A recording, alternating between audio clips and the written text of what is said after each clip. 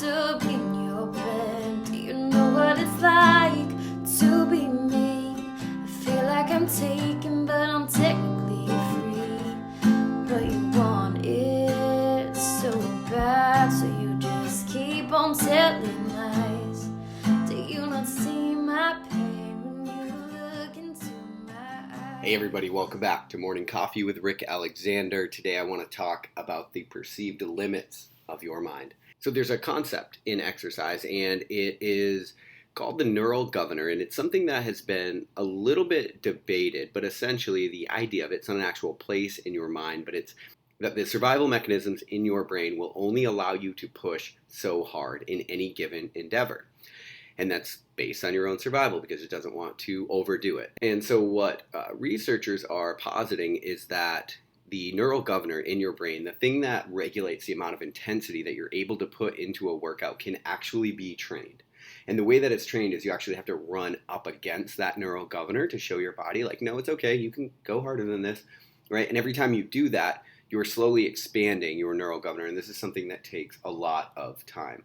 Now, earlier in the year, I had Alex Hutchinson on, who wrote the book Endure. It's a great book, but it's about the murky area in sport where physiology ends and psychology begins, because there's an area there where we can't account for performance, right? Because there are ways to trick your mind in order to perform higher. And so one of the examples that he gave in his book was when he was running in his own endeavor, the person that was clocking him every time he came around the lap told him the wrong time. And so he actually thought he was further ahead than he was. So he thought he was PRing.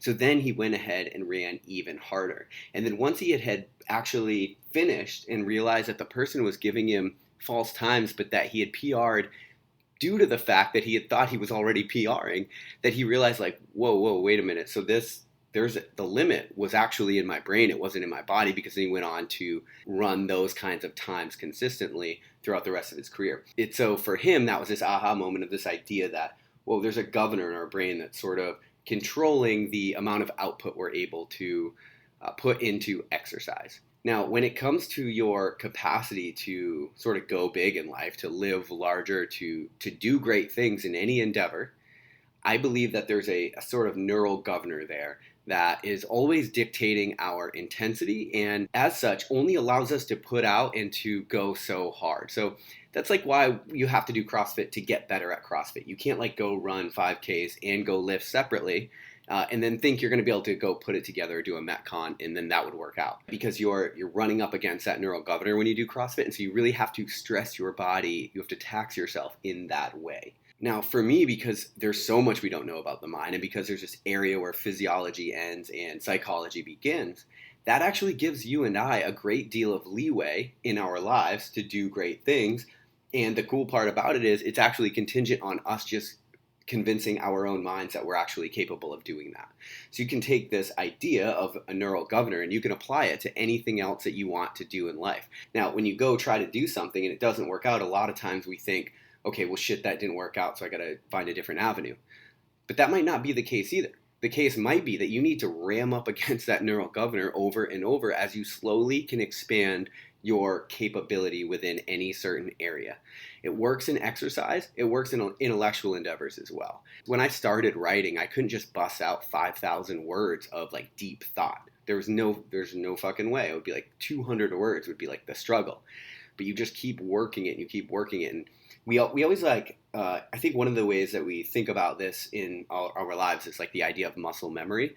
But I like the idea that we can always expand into where we want to be. It just takes effort, and it takes high intensity effort. So to increase your neural governor when it comes to exercise, it's not just about practicing. It's about actually like going as hard as you can over and over and over. And so I think that's where the misconception is in this area. It's like, it's not just about practice. It's about like very focused, intently driven practice. It's about reaching your capacity over and over. Now, when we talk about exercise specifically, that's an area that you have to be sort of careful, because in a lot of ways intensity is earned. And so if you only practice intensity all the time, you're actually going to fuck yourself probably, because you're going to go too hard and you're not working on the other sets of the problem, right? Like aerobic conditioning and muscular endurance and all these different things. Like intensity, it's not always the answer. It's just a really big answer. And so you need to know when you are, like if you are, let's say, training for CrossFit, like sometimes I'll be working in a strength cycle, or sometimes it's an aerobic capacity cycle. But then sometimes when I'm doing these metcons, when I'm doing these WODs that are 4-time or AMRAPs, all right, this is my time to ram up against that neural governor, because I know every single time I do, I'm going to get a little bit further.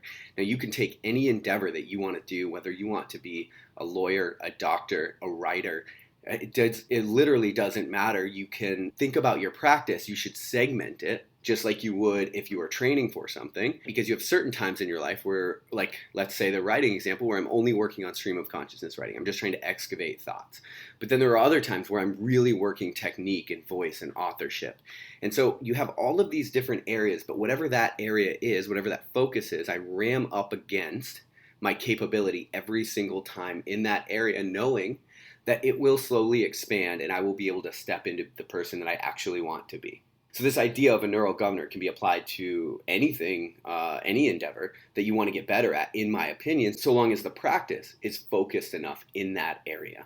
So maybe this week, as you kind of look onto what you're doing, whether you're at work or you want to be better in the gym, or wherever, in relationships and hobbies, whatever it is, whatever you are, you're like giving your attention to right now, wherever you're pouring your passion right now, think about the ways that you can sort of max out that capability, with the intention that after you max out, you will have slowly expanded that capability.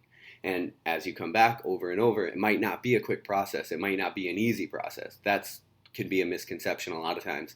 People think, well, that's the way, and it's going to be easy. Then you get into it, and it's hard, right? Anybody ever do a 5-minute workout in CrossFit that completely like tears your forearms apart and gives you Fran lung for the next 2 days? It's not easy to ram up against your neural governor, but it is how it's done in a lot of ways. And because there's so much ambiguity between where our physiology ends and our psychology begins, we have a lot of leeway. There's a lot of unexplored territory there where you and I can really, really push up against our capabilities. And so I would just encourage you to do that, and whatever this week brings to you. And I'll talk to you guys later on Morning Coffee.